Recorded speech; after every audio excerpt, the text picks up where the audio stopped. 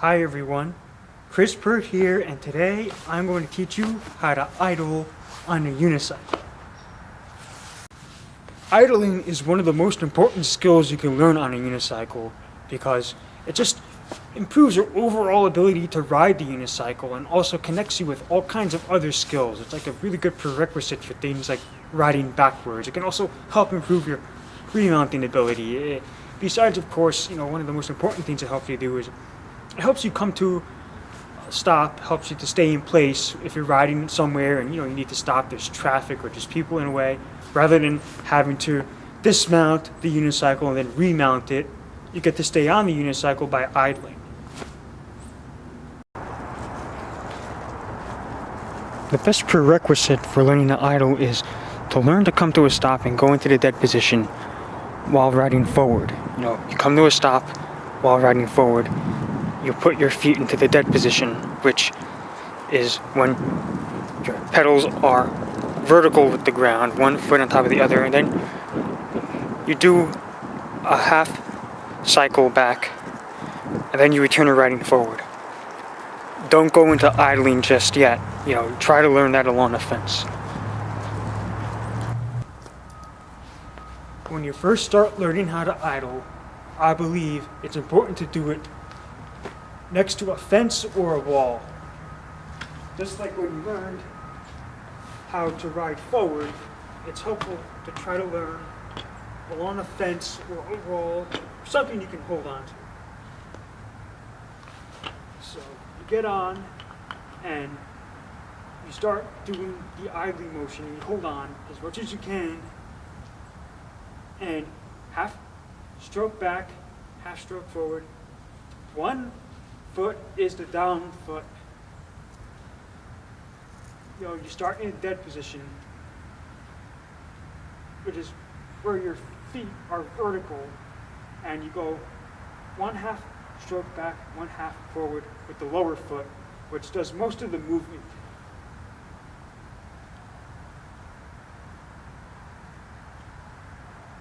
If it feels very uncomfortable and you feel nervous about it, that's natural. You just keep doing this motion. And then, when you start to feel more comfortable, start letting go of the wall or fence. Now you're probably, that's totally natural. Don't worry about it. That was me. You'll probably do a lot better than I did. Once you get to the point where you can do up to 20 idles along the fence, then it's time to get up the wall or the fence and just do it out in the open. Obviously, you'll be using your arms a lot for balance early on when you start learning how to idle. But over time, you'll be doing it less and less. Most of the control should be in your abs and your legs. Because idling and backwards are closely related skills, many people learn them at the same time. I tried to do this myself, and it often proved helpful for learning both skills. A good way to do this is 5 minutes idling and then maybe 5 minutes backwards practice. Remember that when idling, think of your body as a pendulum. And do not move your head or upper body. Try to keep it as still as possible. Most movement should be in your legs and your abs, and that's it. Again, think pendulum. Remember that the lower foot does most of the work.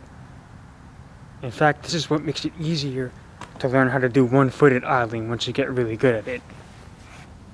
Many people only learn how to idle with their good foot. I believe this limits your unicycling ability. I believe it's a good idea to learn with either foot. I started with my right foot, and eventually I started working on my left, and that took a little while, but eventually I got a handle of it. So yes, don't just learn with one foot. Don't learn just with your good foot. Try with both. Right now, as you can see, I'm focusing on idling with my right foot down, but I can do the switch to my left. Luckily, I've learned how to do my left, so.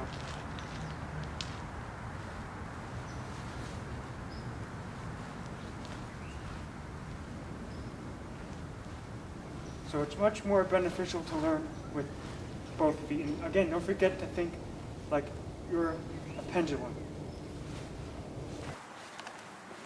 When you feel like you're going to fall while idling, it can be helpful to pivot in the direction you feel like you're going to fall in, to prevent you from coming off.